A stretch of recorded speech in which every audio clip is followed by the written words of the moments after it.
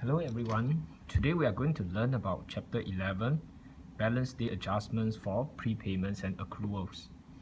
Now adjustments for prepayments and accruals are also known as balance day adjustments. Now what is balance day?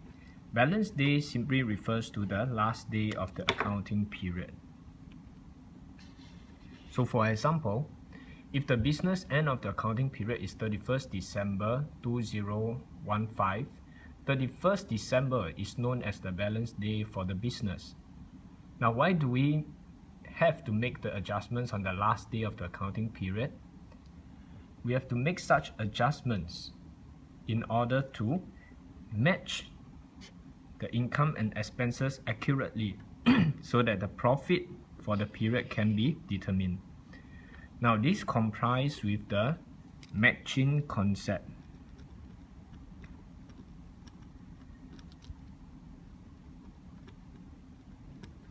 Which states that the expenses incurred in a given period must be matched against the income earned in the same period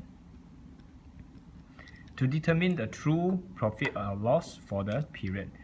This will bring into account the correct figures for both the assets and the liabilities.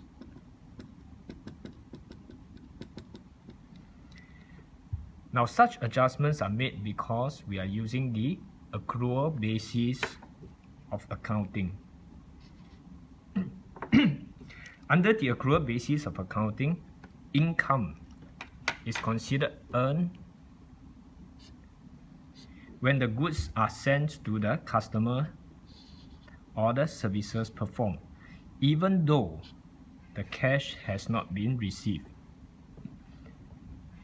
Now, you remember that you learned before that businesses sell goods or provide services on credit. So when they have provided the goods or services, you have to record this transaction as an income, even though the cash may be received sometime later.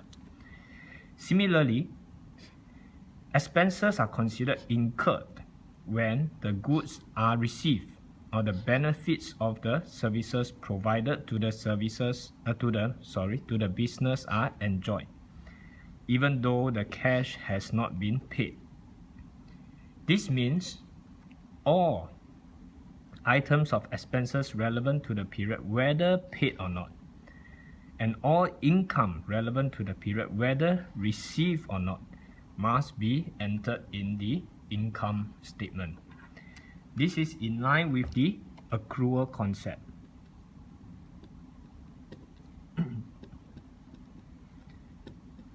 Which states that the income that is recorded in the financial period that it is earned, regardless of when it is received. Similarly, expenses are recorded in the financial period that they are incurred regardless of when payment is made.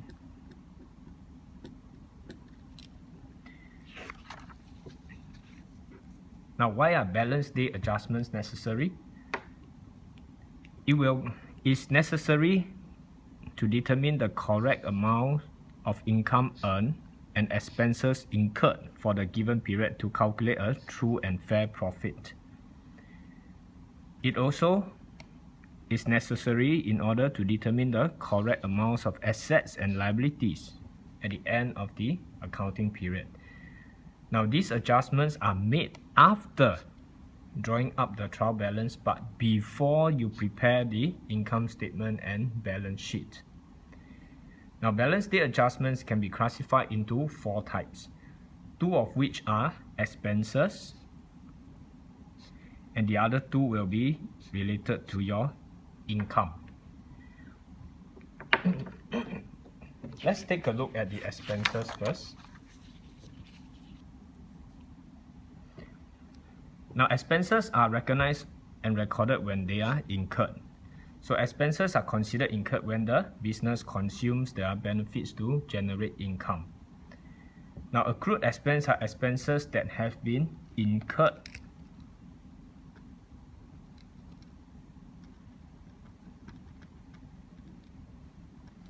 in the current accounting period but will be paid in the subsequent accounting period. The business has benefited from the service but has not paid for it yet.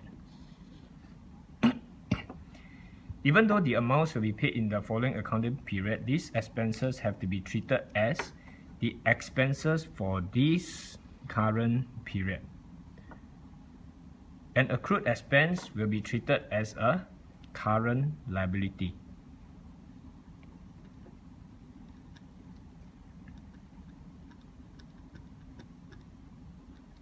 As the amount that is owed to the provider of the service is expected to be settled in the near future. Now let's look at an example. A total rent of 4,000 has been paid for the period from January to October 2013. The monthly rent of 400 is payable at the end of each month. The financial year ends on 31st December. Now take note firstly of the date of the end of the accounting period, which is stated as 31st December. It then further mentioned that the monthly rent is 400. As the accounting period is 12 months, the rental expense for the whole year should be 12 times 400, which should be 4,800. Now read the question again. Has the business paid the full 4,800? No. The business has only paid 4,000 for the rental between January to October 2013. Therefore, at the end of the year, which is 31st December, the business has already enjoyed the benefits of the rental for November and December, but has not paid the rental. In this case, the rental for the 2 months, which is 400 times 2, which is your 800, has to be accrued as a current liability as it is incurred in this period but only paid in the next accounting period. So how do we record in the general journal?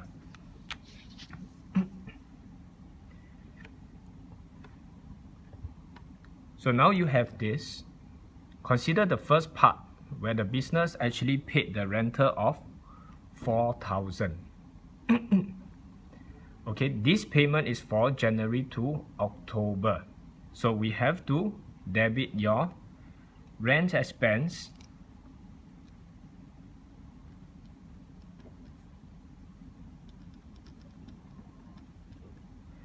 of 4,000 and credit your cash at bank for the same amount of 4,000 because this has been paid. Now on December 31st, 2013, you have to take into account the 2 months of rental that has been incurred but has not been paid. So we have to debit your rent expense again, this time for the 800 here. But what do we credit? We have to credit accrued rent expense for the same amount of 800. Now this is the adjusting entry that is to be recorded on the last day of the accounting period. Now we have another entry to record because rent expense is an expense account and we have to transfer the balance to the profit and loss account so that it will appear in the income statement. The question is, do we credit or debit the profit and loss account? Now ask yourself, does the interest expense have a credit does the rental expense have a credit or debit balance in the account? Now, rent expense is an expense account, meaning debit is plus and credit will be minus. Now, for the first two journal entries, we have debited rent expense for 4,800, meaning there is a balance of 4,800 debit in the account on 31st December 2013. In order to let the running balance be zero, we have to credit your rent expense with 4,008. So what do we debit? We have to debit your profit and loss for the same amount of 4,800. Now that we have the journal entries, how do we post from the general journal to the ledger accounts? Let's first consider the rent expense account. As this is an expense account, debit is plus and credit will be minus. Look at the first journal entry that we recorded. We debit rent expense and credit cash at bank. So we will write 4,000 under the debit column. To increase the rent expense, the account that we credit is cash at bank, so we have to write it here.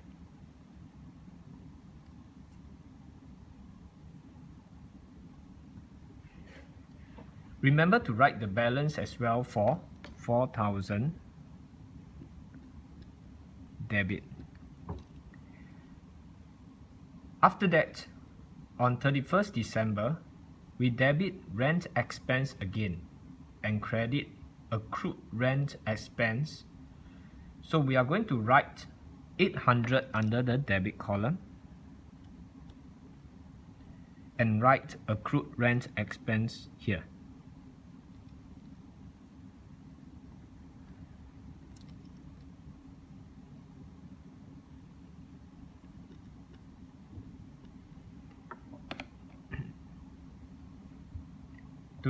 To show that this is the account that we credit.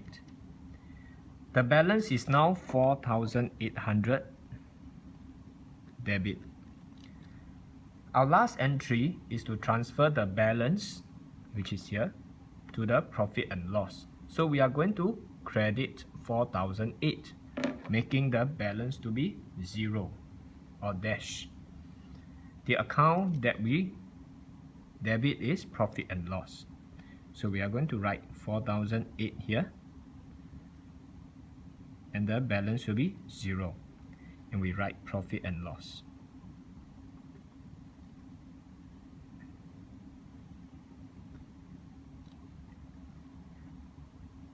Now let's consider the accrued rent expense account. Now take note that this is a current liability account, so debit is actually minus, credit is plus. Now look back at your journal entry again, which is on 31st December. We actually credited accrued rent expense for 800 and debit rent expense for the same amount. So we are going to record 800 under the credit column to increase the amount. So write in the balance as well. The account that we debit is rent expense. So write it here.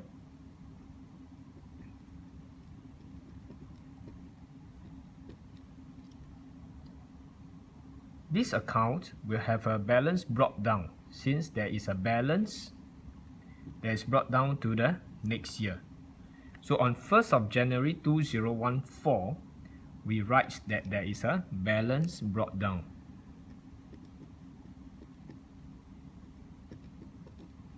of 800 credit.